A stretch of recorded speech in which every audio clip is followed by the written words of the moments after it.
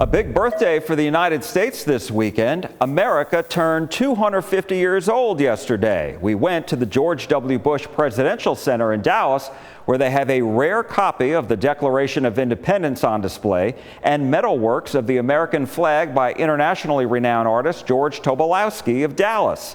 I spoke with Lindsay Richardson, curator of exhibitions and collections at the Bush Center.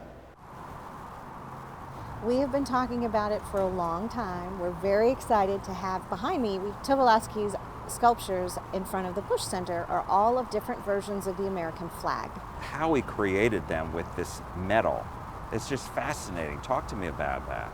He uses found objects, and he's very specific. They must be made in America. So a lot of the flags have stripes that are made of these gigantic wrenches that are used to repair American tractors. And you know, one of them, you were telling me, there's a big frame, and it's the piece is called Under Attack.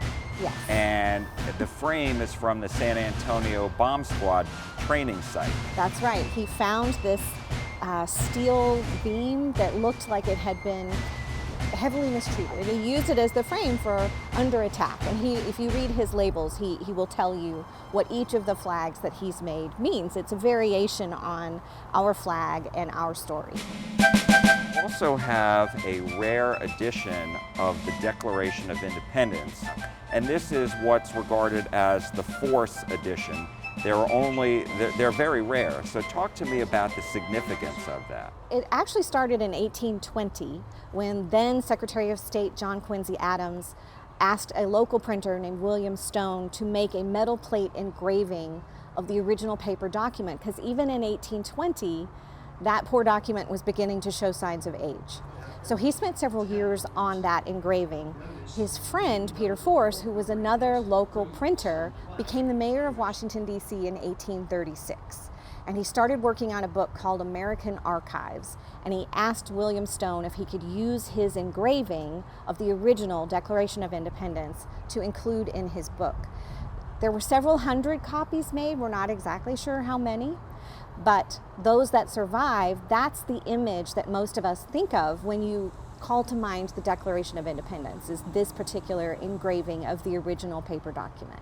And of course, this was the foundational document for our country. The words always stick out to me. We hold these truths to be self-evident, that all men are created equal, that they are endowed by their Creator with certain unalienable rights, that among these are life, liberty, and the pursuit of happiness.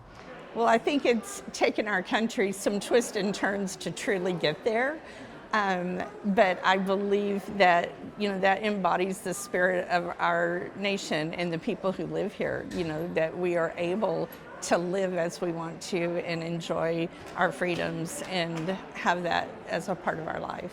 To think about the awesomeness of that and the sacrifices that were made to give us that.